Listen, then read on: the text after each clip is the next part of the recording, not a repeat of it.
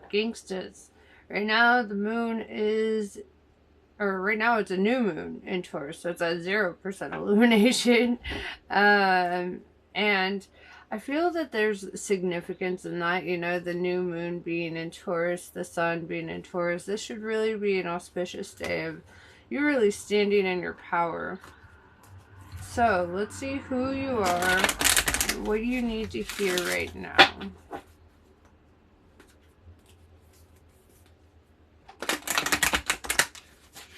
Let's see where I left my big, oh, there it is.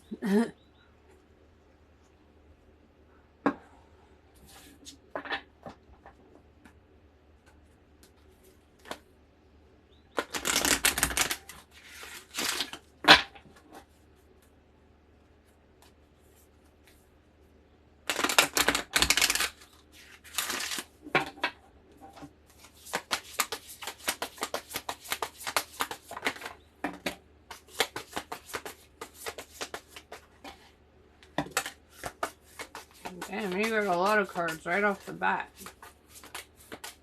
Alright. Big energy. That's what I'm feeling. We have Vesica Pisces, Divine Feminine, Birthing, and Fertility. And if you notice, the imagery here is the galaxy of the masculine coming into contact with the galaxy of the feminine. This could be integrating the masculine and feminine within yourself. This could also be an external connection of the masculine and feminine. Take that as it resonates. It could be physical pregnancy and birthing.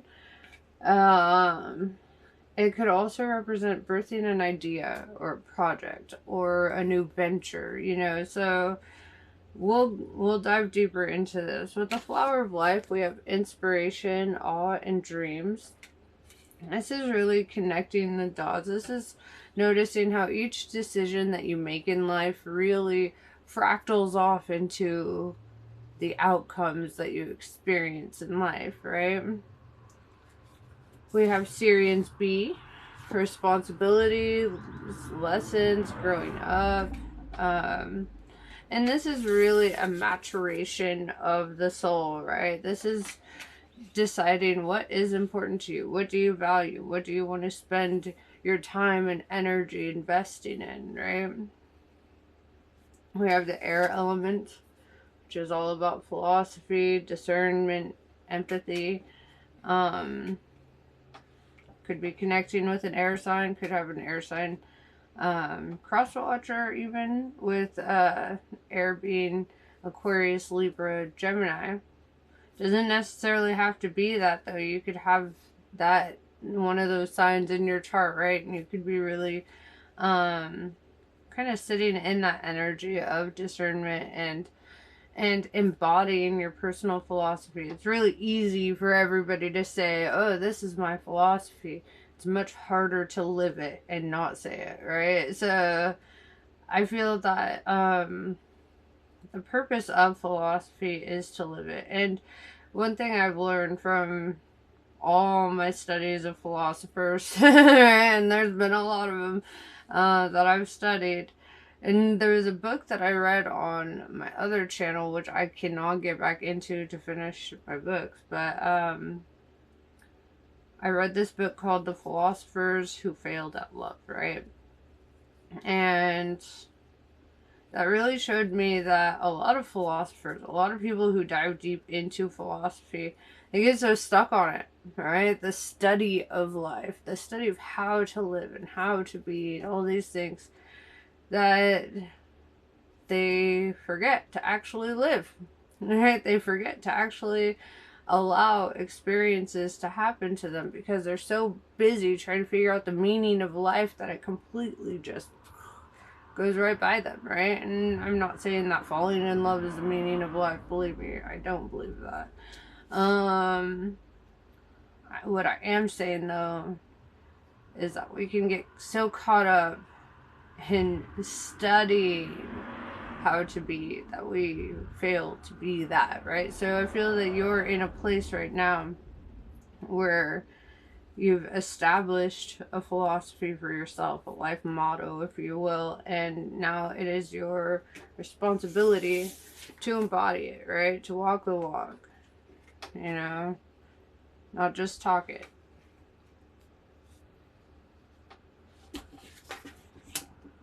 We have reptilians here, predator, survival, tyrannical.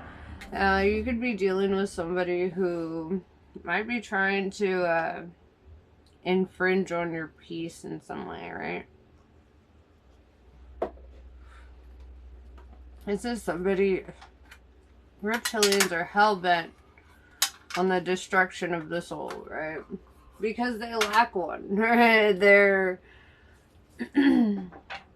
very primal beings in that way. They don't have empathy, right? They don't have compassion. They don't have warmth about them. So they seek to extract all of that from you because they're very, like, primal survival instinct, you know, based. They don't think from a place of understanding, right? Because how could they understand you? They lack empathy and compassion. They're very cold, very calloused individuals. So let's see.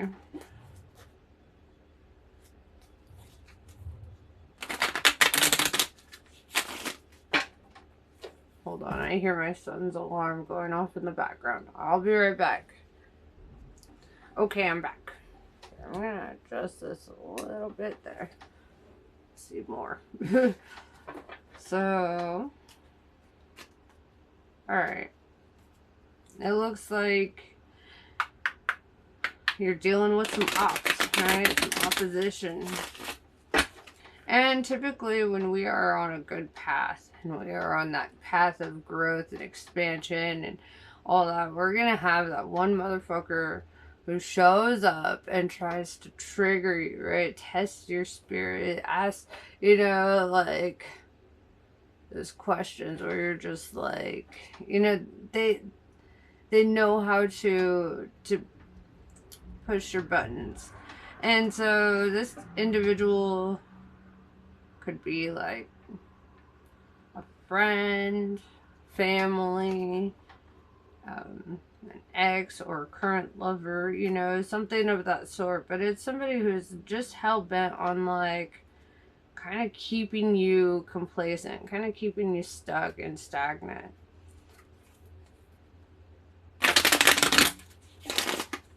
Somebody who's trying to maintain control over your life, right? And people who seek to control other people typically lack control of themselves, right? So they're people who act impulsively and,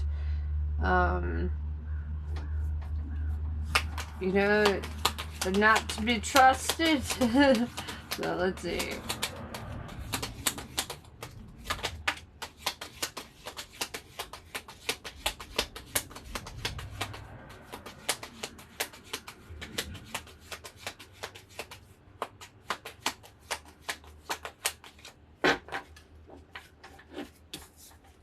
So we have the High Priestess, Pisces energy coming out.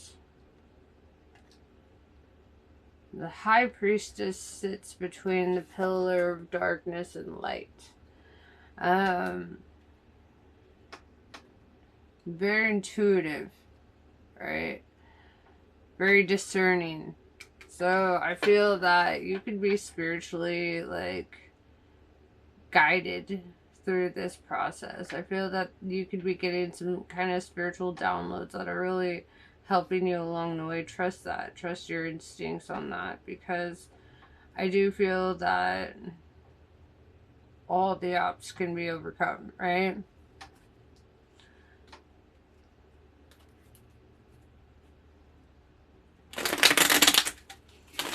So what is your advice from Spirit? What are these downloads that you're getting?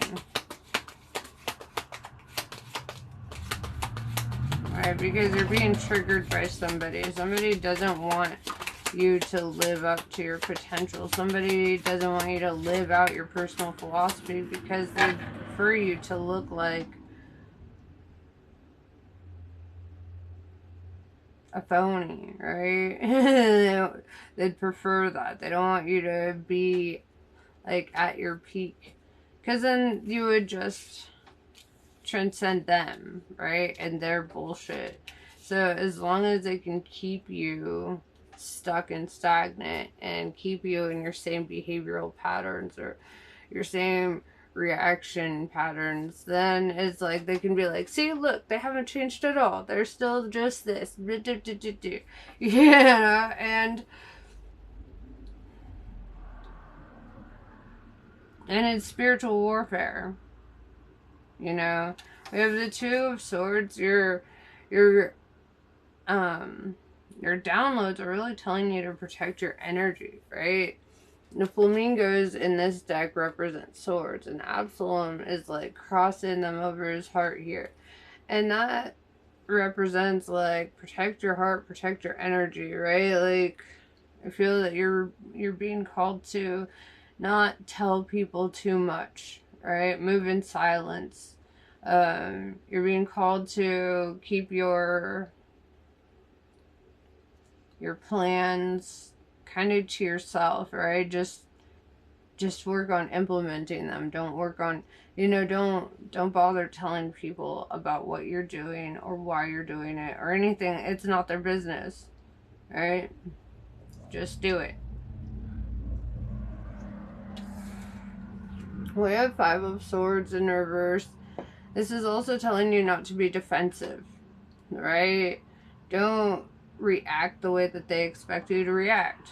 If they're trying to trigger you and push your buttons, if somebody's, trying to get that energy out of you, don't give it to them. Because they're like spiritual vampires, right? Energy vampires. And these energy vampires will do everything they can to sabotage you in your path to emotional and physical fulfillment. With the Ten of Cups in reverse, that is what they seek to do. They want to keep you down because they're down. We have the Nine of Cups, though, which tells me that they can't interfere with your blessings. Nine of Cups is wish fulfillment.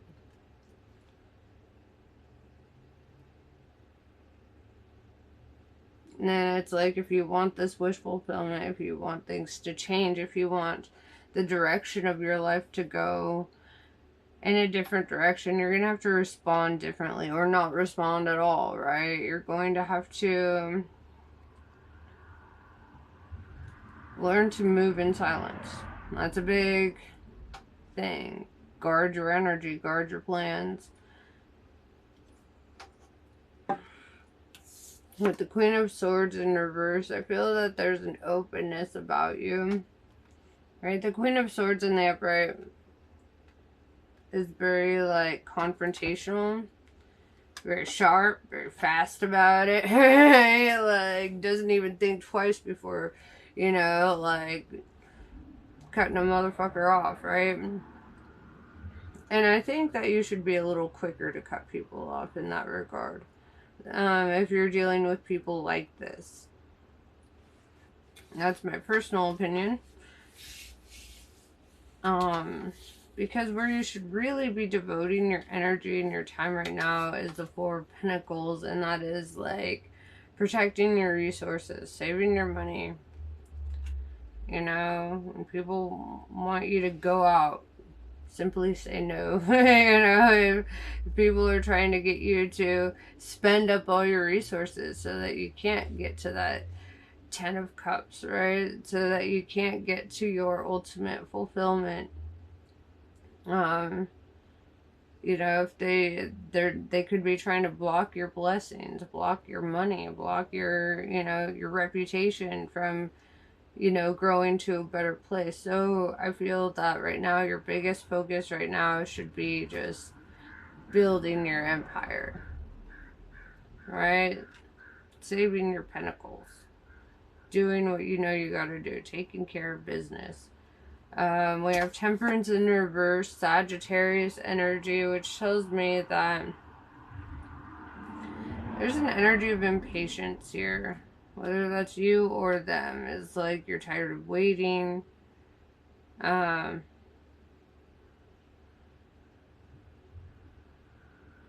Like, perhaps if you've been manifesting something and you feel like you're meeting a lot of like setbacks or obstacles, I feel that this Temperance in reverse is really saying that you're gaining impatience with the outcomes. And my advice to you, right, is if you are trying to manifest anything, like say you've gone through all the manifestation gurus online, you read all the books on manifestation, you've studied it, you've done things, you've written it down, you've done all the affirmations, you've done the visualization, you know, you've done the things, right? Now you got to forget about all of that. Okay? Now you got to get fed up with your manifestations to the point where you just are not trying to get that anymore. And I know that sounds counterintuitive, right? But that's when the magic happens, right? It's when you're completely fucking fed up and you're like, you know what?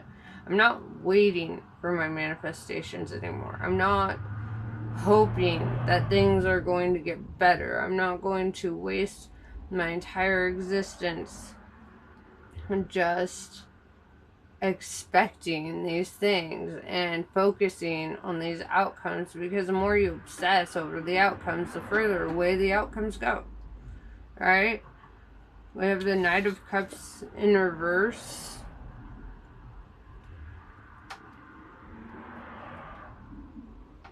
Perhaps,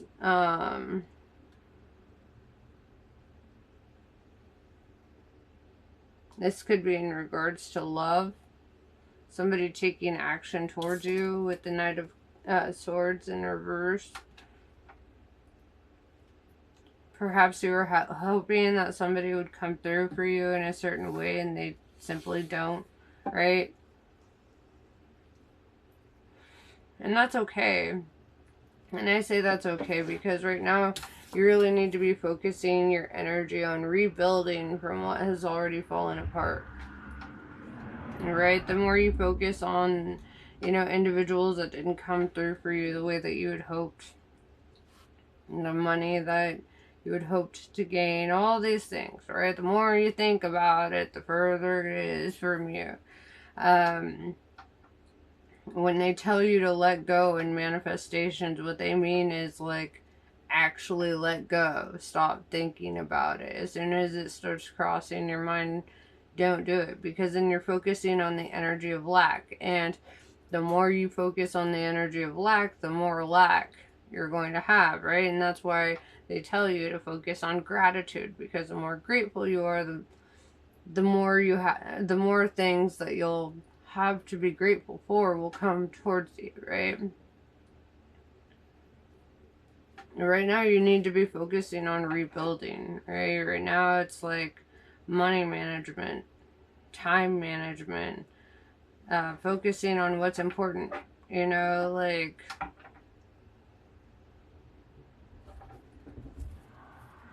because I just don't feel that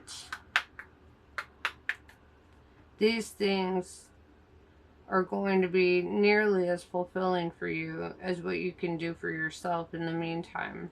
And that's my personal opinion. Alright. What else do you need to know?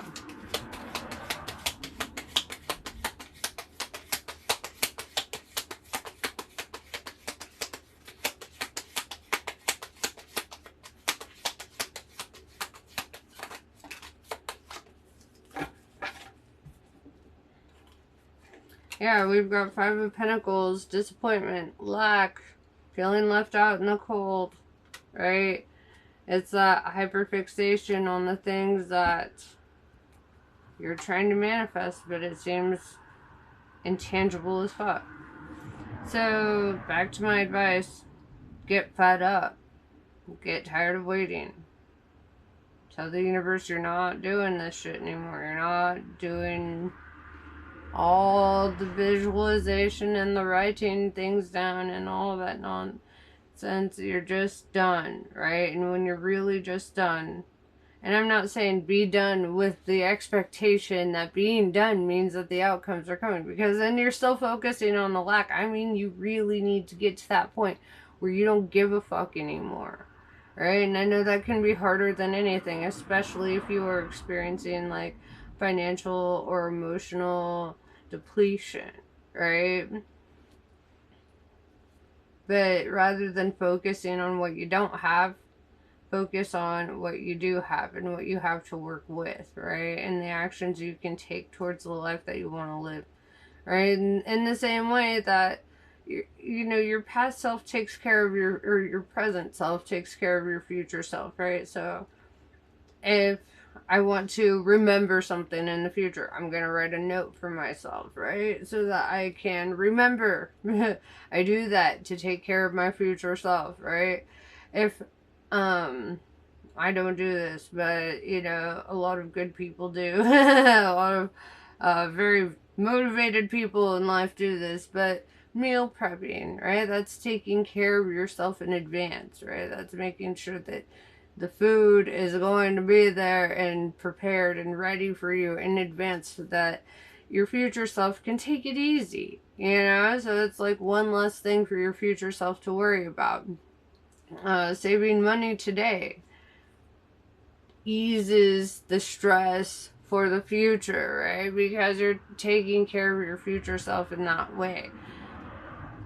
Take steps today to take care of your future self, right? Do the things today, like exercising today isn't going to give you a six-pack abs, right? However, exercising today will get you one step closer to that, right? Because it's really about consistency, and you need to consistently do things and take steps to take care of your future self, and you'll notice that your outcomes naturally fall in line because you're taking those steps to take care of yourself today, and you're not focused on what you don't have, you're focused on what you can do for your future self. You're not waiting for the universe to come in and do everything for you, right? You're like, no, I am an aspect of the universe, and I am also responsible for the steps I take on this path, right? We have the Nine of Wands, and this is the wounded warrior energy, right? This is sitting in that feeling of lack, of things missing. With the Tower in reverse, something could have fallen apart, right? Because you're in that energy of rebuilding right now. You're in the energy of having to reestablish yourself, right? Because the tower's falling apart. And I think when the tower falls apart, it's kind of beautiful. In the Raider Waite deck, you can see in the tower, people are just this tower is being like electrocuted by lightning, and people are falling out of the windows, and the tower's coming down. But if you look at the tower, there's no door, right? So the only way out of the imprisonment of the tower they were in is for the tower to crumble. And so as chaotic and confusing and painful as the tower can be, this is actually an unrealized area of potential, right? You have a lot of unrealized potential in those moments when everything seems to be falling apart, right? Because now those individuals that were stuck in the tower are now free, right? They were trapped, they were stuck, they were enslaved by the tower. They're imprisoned, not enslaved. But whatever, take it as it resonates too. And though it may hurt, though it may suck, though it may leave you feeling guarded and distrustful, right? It might be hard to trust people depending on how this tower fell. I feel that dwelling on it is not going to make things better, right? I saw this quote on the interwebs, and it hit me, and I'm going to paraphrase it because I don't know if I remember it verbatim, but it said, worrying is like worshiping the problem. You know, and that's so true, right? That just, you know, I'll add that in the intro actually, because it's true. When you're worshiping the problem, you're going to get more of the problem, right? So don't sit in a state of worry. Instead, sit in a state of taking care of your future self, taking those steps. No matter how bleak everything may feel in certain moments, do that, right? We've got the Eight of Swords, something you don't see coming yet.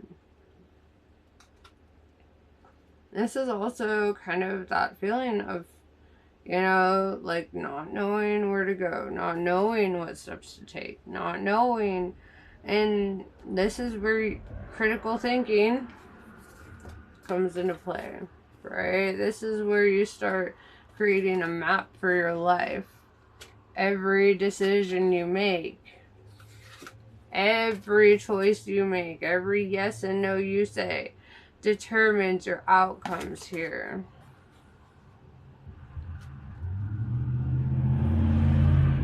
So be very specific about what yeses and nos you say, right?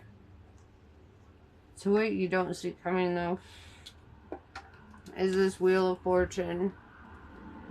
And this is the, you know, everything turning in your favor. This is things actually, you know, you're in an unrealized place of potential because you need to give up your manifestations. And I know that sounds so hard because if you're like, well, the rent's due and you know, well, you can sit there and worry about it, or you can start doing something about it, right? You can start looking into resources that can help you with that.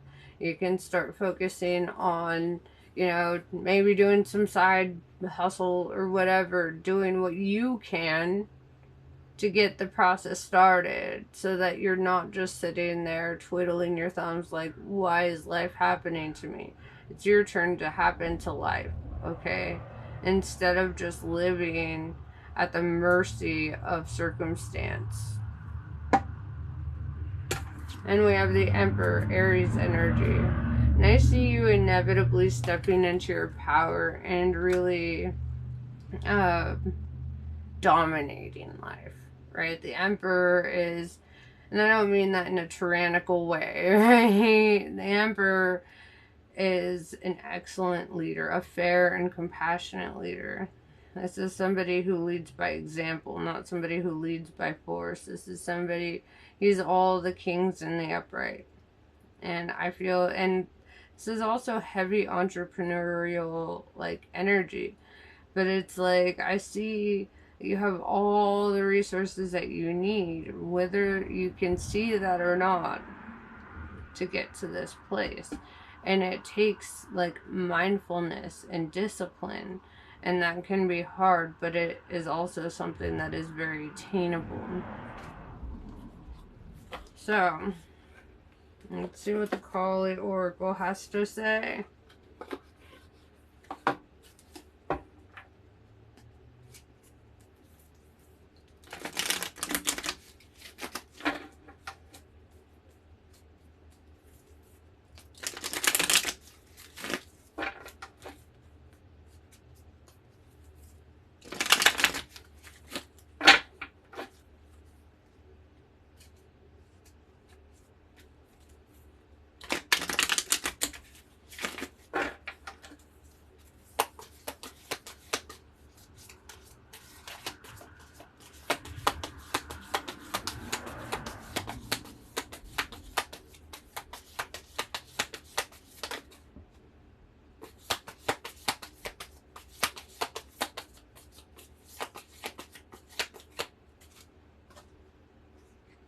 Chamunda.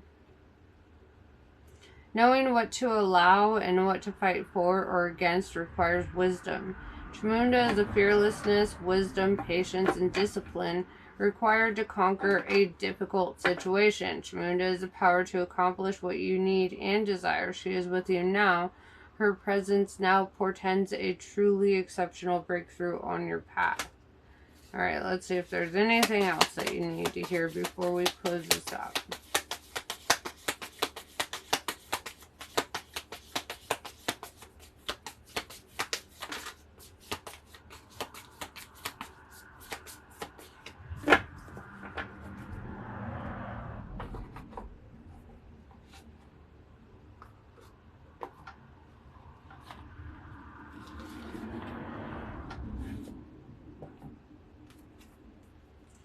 Kali Mahamaya.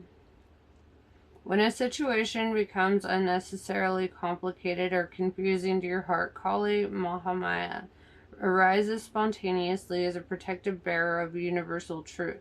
Ultimately, her revelation shall lead you beyond that which is deceptive or not right for you. This you are promised. She protects you from that which is unworthy of your heart and seeks to constrain your spirit. Kaliantra. You have more power to evoke a positive shift in your circumstances than you realize. If anything required for success is lacking, the Divine Mother shall provide it. You are crossing a crucial spiritual threshold. Stay focused, let distractions fall away, and continue to commit yourself to what matters most to your heart. A more beautiful experience awaits you. And this is what I have for you. Namaste. I love you all, and I will see you later.